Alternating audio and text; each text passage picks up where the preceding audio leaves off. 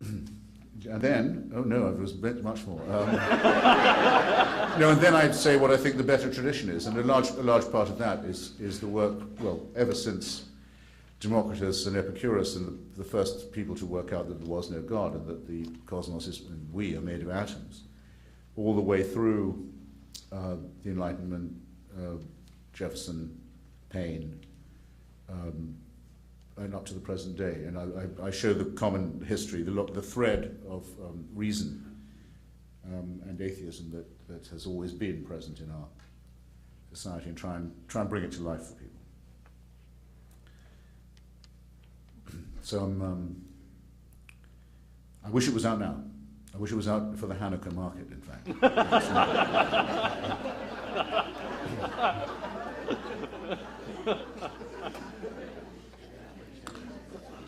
Speaking of markets and political markets, who would you like to see run for president in 2008? I would like it to be between John Edwards and Rudy Giuliani. That's what I would like to see. I think Mr. Edwards, who I know slightly, and his wonderful wife are good people who are in politics for good reasons. That's very important. The only thing I've really learned from studying politics for 25 years in Washington is that the only thing that matters is character. I used not to think that, because like you probably, I used to nod, as perhaps some of you have, when you hear someone saying, well, let's discuss issues, not personalities. Sounds good, doesn't it? Sounds right, almost. Complete rubbish. Someone can say, here, I've got a healthcare plan, this is my issue.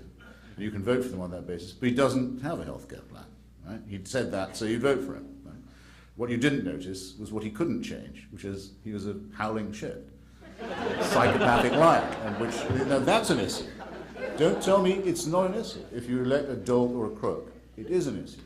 Whereas the other stuff, they can change, believe you me. So keep an eye on the character question. It's the only thing a voter can make a really informed decision about. And it's the one thing they can't change about themselves. They're stuck with that, try as they may. And most people can get, I think, a fair reading of a person, though I sometimes wonder about this, because to me, looking at, say, the face of Richard Nixon, it's as obvious as the reason why a child does not reach out to stroke a wasp. You don't have to teach your children, don't be petting the wasp. They know not to pet them. But I know people who voted twice for Richard Nixon and twice for Bill Clinton. If you can't see written on someone's face what's coming, then I don't know. I can't help beyond that. But Edwards is a good guy. He's in politics for good reasons. He listens to his wife, who's very smart and very principled. And Giuliani is mean and rough. And I think we may need someone mean and rough at the helm, since I do quite genuinely believe that the Defense Department's name should be changed back to the Department of War. In fact, we should have done that already, and a few other things too, just to make it plain that there's no going back on this and there's no compromise available. So it probably would be good to have someone with a bit of bile in them, because it's actually quite difficult to fight a war if you don't in some sense relish the idea of it.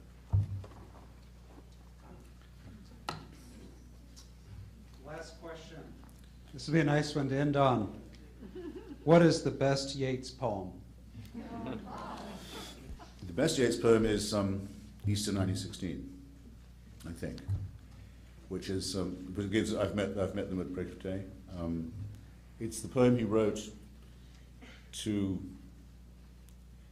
try and summarize the extraordinary passion of the moment of the proclamation of the Irish Republic at the post office on O'Connell Street in the middle of Dublin on Easter 1916, to run up the flag and say to the whole British Empire, we're leaving, and there's nothing you can do about it. And to stand up to artillery fire, which they didn't think the British would use artillery, field guns in the middle of Dublin to put them down, but they did. And they didn't think that all of the people who signed the proclamation would be hanged, but they all were, except for Eamon de Valera, because he had an American passport, who later became the first president. And Yeats kept this poem a secret for 3 years. He didn't publish it till after the war was over, because he was afraid it might lead to violence. It's so intense. And it ends with telling off the names of the main martyrs of the Republic.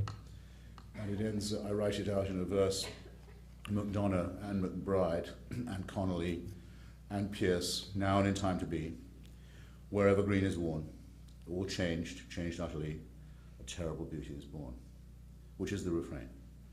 And it's very, very hard to recite without going slightly husky.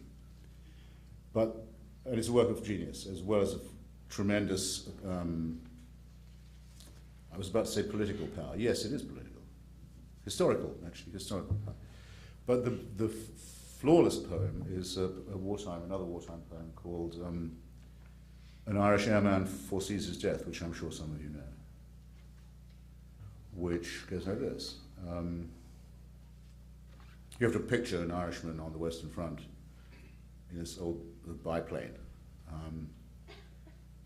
And it goes, I know that I shall meet my fate somewhere among the clouds above. Those whom I fight, I do not hate. Those whom I guard, I do not love. My country is Kiltartan Cross. My countrymen Kiltartan's poor. No likely end could bring them loss, or leave them happier than before. No law nor duty bade me fight, no public men nor cheering crowds. A lonely impulse of delight drove to this tumult in the clouds. I summoned all, brought all to mind. The years to come seemed waste of breath, a waste of breath the years behind, in balance with this life, this death. Voila. That's Mr. Yeats.